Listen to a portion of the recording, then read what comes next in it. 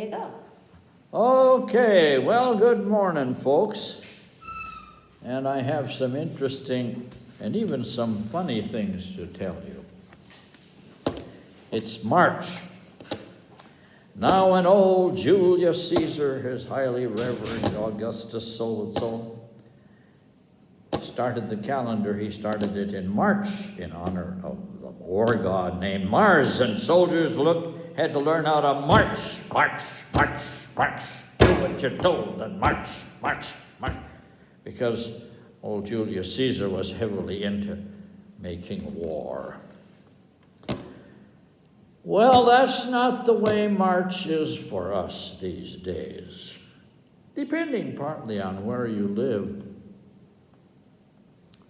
Anybody ever remember getting stuck in the mud? Yeah, March is when we think of mud, especially if we grew up in the country. And if you tried to get out into the field too soon with a tractor,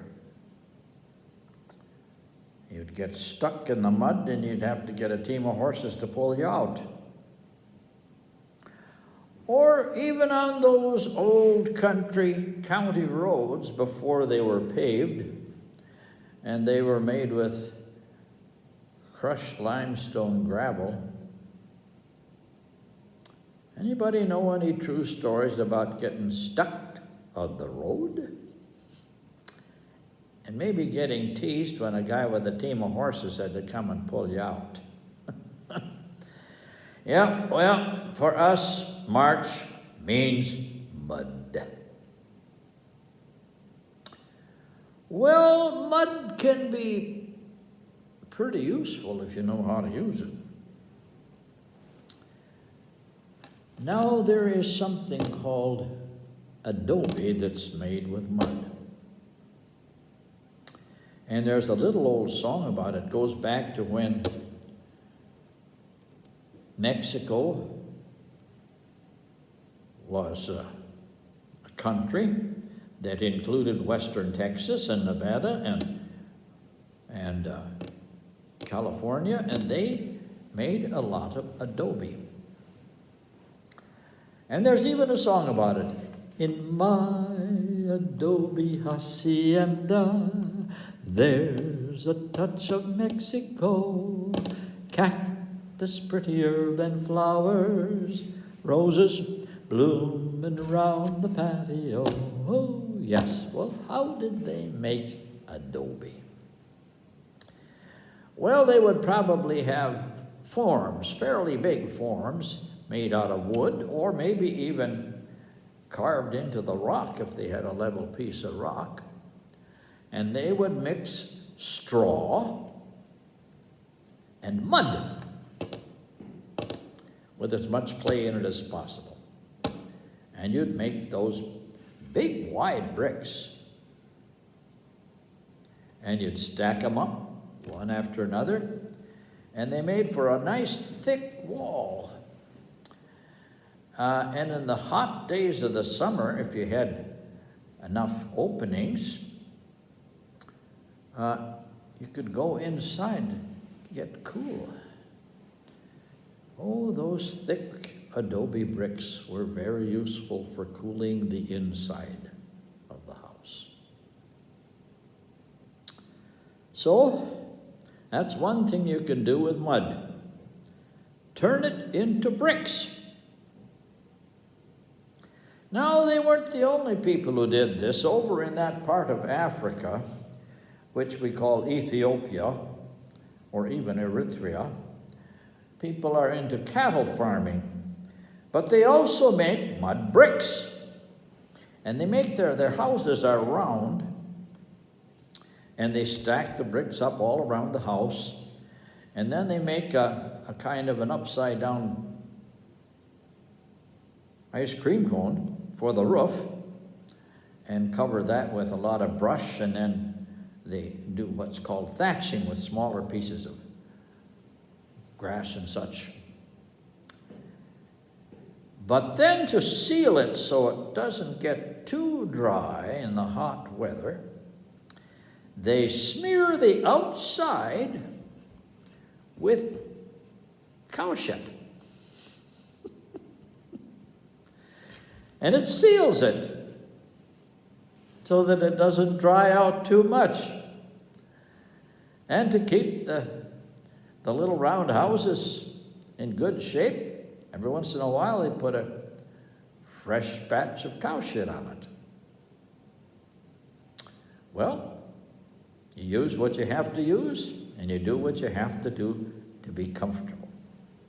So that's all about making mud bricks over in northeast Africa. But now there's a wonderful story in the Bible, and it's about Moses, and he's going to go down into Egypt.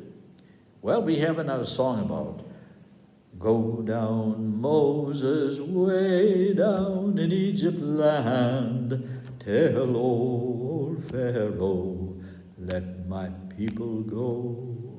When Israel was in Egypt land, let my people go.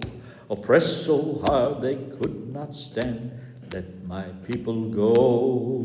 Go down, Moses, way down in Egypt land, tell old Pharaoh to let my people go. Well, a long time had passed since that great wise man Joseph got his people down into Egypt because they were his family. The government changed, and they got sick and tired of those Hebrews who liked to raise sheep and goats in what could be good farmland. And so they put them to work making bricks. And I'm reading from the 5th chapter of the book of Exodus. Moses and Aaron went to Pharaoh and said, "Thus says the Lord, the God of Israel, let my people go so that they may celebrate a festival to me in the wilderness." But his majesty, the Pharaoh, said, "Who is the Lord that I should heed him and let Israel go? I don't know the Lord, and I won't let Israel go." Well, Moses and Aaron, why are you taking the people away from their work? Get to your labors. And Pharaoh continued, "They are now more numerous than the people of the land, and yet you want them to stop working?" That same day Pharaoh commanded the taskmasters of the people, as well as their superiors, "You shall no longer give the people straw to make bricks as before. Let them go and gather straw for themselves." Same recipe as adobe, isn't it? Well, that's going back to the old-fashioned kind of bricks where you mix the best clay you can find, and you mix it together and make bricks. Now you can make harder bricks, and in a lot of places in Europe, they have sort of a third of a circle piece of clay that's baked fairly hard, and they use that to tile their roofs. Well, we used to make bricks here. Have any of you visited the brick kiln in Phelps Park? Yep, they made bricks there. Unfortunately, they weren't terribly hard bricks. They weren't heated enough to be really very hard. And so at good old First Lutheran Church, where I'm sitting right now, the building in 1885 was made with the bricks that came from the kiln in Phelps Park, and they don't stand up real well. So every once in a while, we've had to do what's called pointing. And you take a trowel and you stick some cement in between the bricks, just to keep the building from falling apart.